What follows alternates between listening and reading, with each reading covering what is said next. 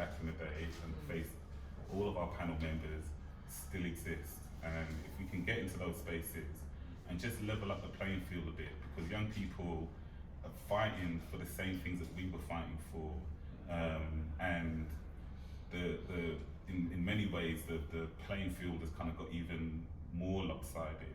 So those of us who've experienced it, I feel, need to just make our voices heard. Like June was saying, you know, it's important that our stories are not just buried in the kind of archives, but are shared in spaces like this, so people know that, so that young people know that there were people who were fighting for them 30, 40, 50 years ago, and that we're still here. Because even though they're doing their thing now and it's all digital and what have you, we're all part of the same community, elders, young people, whatever. And so I guess my creative practice is very much linked to my cultural practice and my spiritual practice in a way. But in terms of the music, hip hop I was drawn to just because the way they would recycle music, so they would recycle old music, but also because the pioneers of hip hop culture, you know, African Bambaataa, Cool DJ Herc, Grandmaster Flash, and a lot of other people in hip hop as well, all have Caribbean roots. And so for me, I was like, so wait a minute, so this music is actually Caribbean and African, so I've got this rightful place to kind of take ownership of this culture than anyone else. And so when I heard that, I was like, okay, I have a place in this culture. So hip hop, and because it gave voice to young people, I'm super, super passionate about. But it also gave me appreciation for all music, not just the reggae music that I kind of grew up with, but South American music, African music. And so I think there's just also something about recognizing that we are all connected, regardless of where we might be sitting in Northwest London, and in my room, not allowed to go out and all of that kind of stuff, that there are communities and places that we can access to. And I think there's just something about us being visible in those spaces that don't want us, whether it's in corporate law, like I've been in, or art school. I like to fast myself up like Dr. Patton, and so where there's those spaces where they don't want to see me, that's where you'll find me. That's where you'll find me. Oh, that's a fantastic one. Yeah. So we're going to start with a Q&A, but we're going to go back and play some music. Those of you who just joined us, thank you so much. And we're going to look forward to you doing some skanking, which you missed earlier. There was some friends who were doing some serious skanking to Aswad and to other burning spirits, etc. And this person here, Dr. Patton, was doing some movements, as was Ken. Yeah, I don't know, because I've gone a bit off course in terms of time, but if you don't mind, Jim, just to interject, because I think that if there is a burning question that anyone has, please, feel free to, pose a question now. But I think just final observations by each of the panel members, if something that because hopefully, as Jim says, we're going to revisit this. This is not the end. This is maybe the beginning of something. So.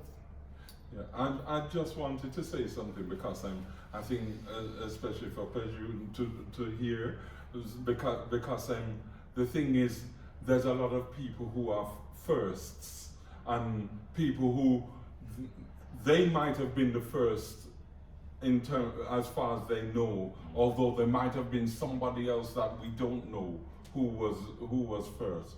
But I think there's a strand that runs through all of the stories, and I think there are certain key moments in time that were instrumental in the development of the forms and where we are now. Obala was one of those key organizations, key moments in time. If it wasn't for Obala, maybe I wouldn't be here, because I exhibited, one of my first exhibitions was the open exhibitions that they had there. But also, if I go on further, the music and the link. The music was important because politically, you'll find that Obala, if you look at what was happening politically, the new crossfire, you had people like Linton Kwesi Johnson coming out and speaking about about the issues. You had Steve Biko being killed in South Africa, Walter Rodney, who was murdered in Guyana. All of these things were happening at the same time, and the artwork that the artist produced reflected it. The music that was being sung reflected it. And I'm talking about not just reggae music, because reggae music reflected that a lot. But then you had like Fela Kuti who was singing, you had Lucky Dube, you had all of these artists from all across Africa and the Caribbean who were all coming together.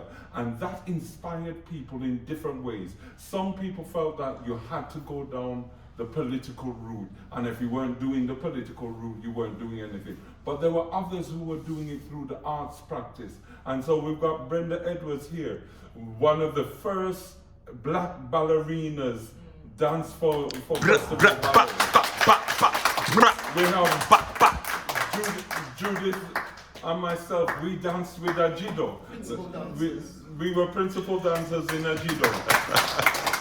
I can say, you heard Ken's story and what he did, but what he doesn't say, because he's a humble brother, almost all of the major black theatre companies, Ken has worked with them, worked behind the scenes.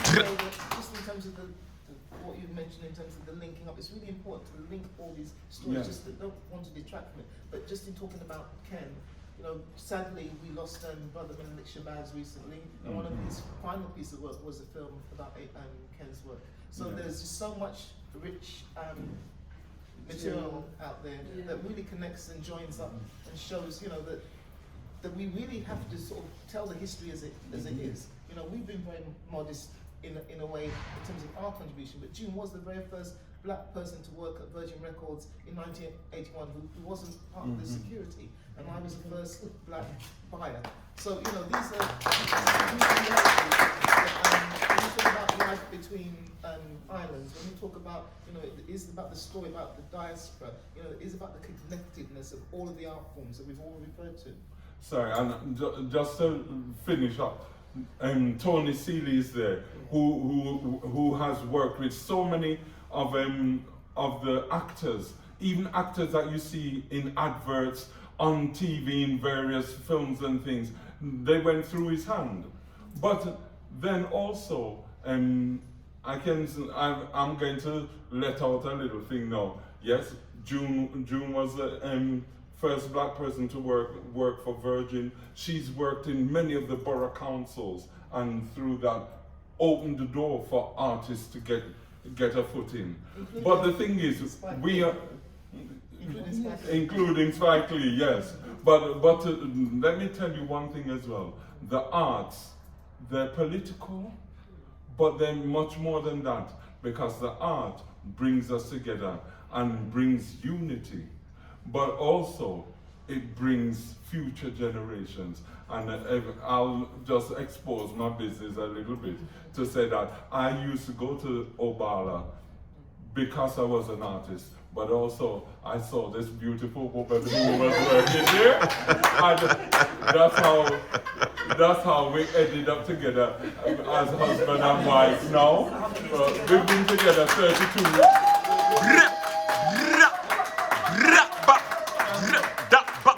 And as DJs, they've played at so many weddings from relationships that were first formed in the dances that they were played for. And so, you know, the arts, it's all around. It covers all aspects of our lives. And that's why the music in particular is so important. And it was very heartwarming for me when I'm hearing Errol talking and summed it up when he said that hip hop is his because it came from out of the Caribbean. I remember back in the 80s when I used to go to Jamaica and I carry back the music and I'm playing it in New York and them places, and everybody, how about that? They're not interested. And then Cooler came and start to do something different with it. And now you see Americans flooding to Jamaica, going to the studios to make the music. You see the dancers coming out. You see the clothing that's taking the aesthetics of the Caribbean and the energy of the colors, etc. So that's how the art works. It's a unifying commodity that is ours, and we have to make sure that we can control the narrative. And we share that with the next generation. That's right, yes. Do you still play djembe? Yes, I still You drum. know, we must jam one day. Obviously, I've been in a few bands and I still play.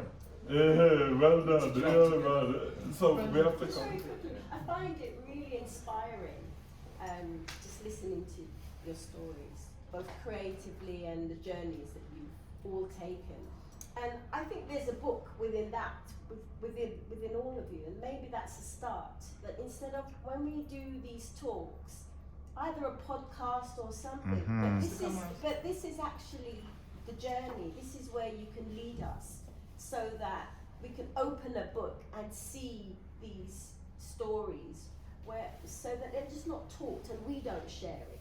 It's the fact that, I don't know, the Tates could do something or anything. We can do it ourselves, but I think this is in itself a book, and maybe that's part of the documentation. Totally. So I look forward to seeing this book soon, or a podcast or something. Or both. Or both. That's a really good point there. Because Brenda. this is where we can make the change, because Exactly. our voices get lost, and I just find it really inspiring. I thank you very much Bless for you. this. Bless you. And I'll also add, I think that's a great idea, and cut me into the profit share. but there's also something just about how we are all connected to each other. So tangentially, I know I've got a connection to you, Tony. Tangentially, it's great to see you here. By the way, I'm part of the Brent Artists Network. But also, the last time I saw you was in a gallery in Ladbroke Grove. Yes. And I remember we were standing, talking by the door, because I kind of got that kind of memory. And so it's crazy that we're all kind of connected to each other. Known this man for years. Tangentially, and the systemic nature of the country means that we're divided, and so the kind of way we experience life and even the way we kind of raise our children is not out of a kind of African-centered sense of connectivity. And I think there's something really important in just us recognizing that we are connected to each other. So when we're out there, whatever situation we may find ourselves, whether it's in the justice system, we're in education or the workplace, that we're not alone. We're not alone, because this society tells us that we're not alone. And what is beautiful about what June and Linda do is they bring people together, obviously, to enjoy the music, but they kind of also speak to the culture very powerfully. So thank you for bringing me here. No, and thank you. Yeah. The beginning, and we kind of was sort of setting up the discussion, but just to, do you mind just reading That paragraph. yes, because Okay. this is where we started, a quote from Marcus Garvey, in terms of what this Bless stuff. you. And just to say, this is a program from Black Art Gallery, where it was the Marcus Garvey Centenary Show, for those who weren't here, 1987. who weren't here earlier. I am not opposed to the white race as charged by my enemies. I have no time to hate anyone. All my time is devoted to the rebuilding of the African race. Ashe. Aye. So I'm going to take that sister there, Doreen Dada, and you're going to be very quick because you're eating into our music and skanking time. Sis? Okay, I just wanted to make a reference to something. I was going through the books on my shelves the other day, and I found a flyer. I always keep important flyers, and it was Inna the Wilderness. Oh. Do you remember that? I have it, yes. Yeah. And I found the flyer just a couple of days ago. Keep it. So to walk in here and see it just shows that link and that wonder. If I knew, I would have brought it here, but I will. I'll bring it again, and you this man's can. going clear.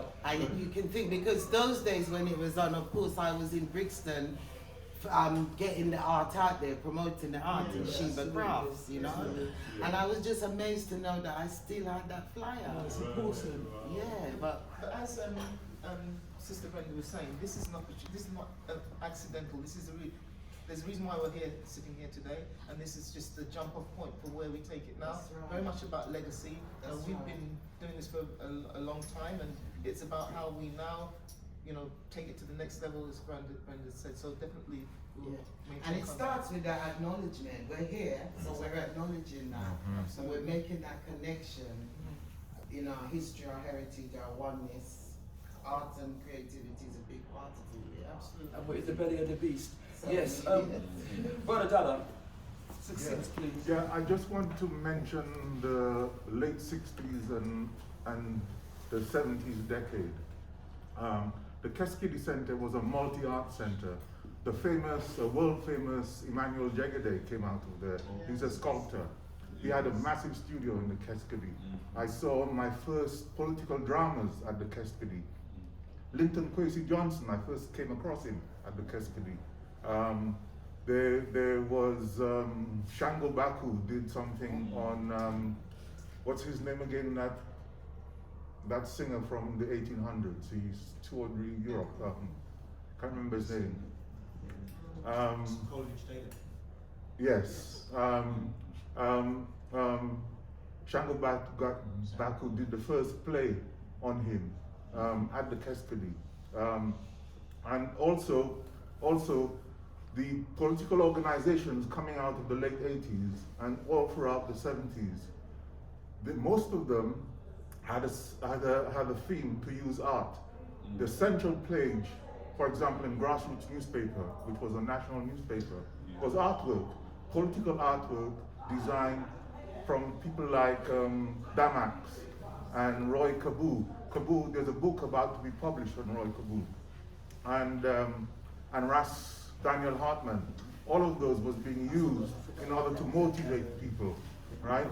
To motivate people in those days. And also, the other thing I want to mention is the music shops. I used to go and stand outside those music shops doing my skank because it was easy. That's how you heard the music, basically. And the music used to drive you politically. I even started my sound system, right, by buying my valve amplifier. Those of you who don't remember valve amplifier, or even begin to imagine what a valve amplifier, I had one, but it never grew. I got diverted into other things. In the end, actually, I had it right up to the mid-1980s, and I gave it to someone who used it till 95. Brilliant. And it comes it out. You introduced some memories that are really important to put on record. Doreen, you're the last person before we're going to go back and do some skanking. As I I said, just want to say really Yes, quickly that this was so inspiring. It was, and I'm sorry that we walked in late, but I caught most of what you were saying and everybody else. What I did was look around and I thought, where are the young people? This would have been so fantastic for them, so motivating. And as you know, I work with young people, and we're doing a production called Shining Through Adversity, and every one of you have spoken. I'd like to see your faces there coming and speaking to them, especially the graffiti artists. We've got some young men who don't know how to behave very well with the graffiti, and it's just showing them what direction to go into. And so I am going to contact all of you through Linda and invite you to come and talk to the young people, and I hope you don't mind doing that. what date is that, Doreen? Say- What date is it? It's every Friday, as from after Christmas, from January. So yes, Oh, I when will. does it take place? It takes place on the Old Kent Road, and it's in Success House. So I'll let you know, and I will be inviting you down. They need this, they really do. You know, to know their history, to know about music, but also the dancing. When you're talking, they think they know how to dance, and they think they know what music is. They need to meet you all. No, just to add to that, Doreen, thanks for that. The reason why kind of it's really important for us to be linked to this exhibition in a way is that it's about life between islands. It's about Caribbean British artists from the 1950s to now, and you're talking about your history as a graffiti artist, and all you individually talking about your journeys into visual art. But there's a whole world of Caribbean master artists, who've never ever been exposed in the way in which they should be, and this is part of just knowing the history. Who would know that sitting amongst us is one of the country's leading ballerinas, the first black ballerina, who trained with the very best the world has to offer. Age Patton working with the national dance company of Ghana, working with the foremost dance this is the stuff that we're talking about that needs to be part of young people's everyday understanding Indeed, about yeah. that we have so much, and that how that empowers you. I'm going to just take a short, again, personal note out simply because H referenced how we met, but our daughter who's sitting here, her name is Onayomi, and Yoruba, that means creativity has saved us, because we believe that creativity will save us. Excuse me, she's my goddaughter. Dr. Onayomi. Doctor. Okay. So we're gonna work with Peju. Peju, wave your hand. We're gonna work with Ishmael, I think he's outside of the room, who's Dr. H. Patterson's godson. I'm just gonna reference that again. His mother, yes. Yeah. And we're gonna work with Michael to try and do some more things between now and April.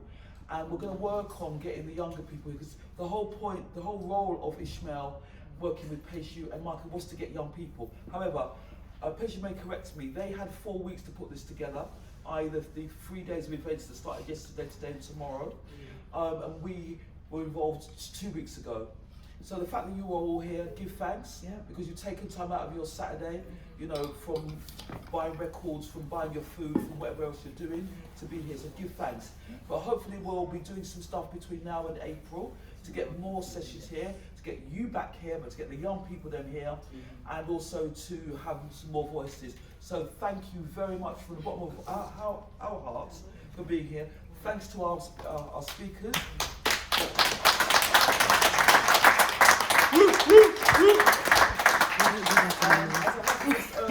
We're in the belly of the beast. We want to continue doing stuff in here and outside of here. Indeed. So we're going to go back into the 1840s room.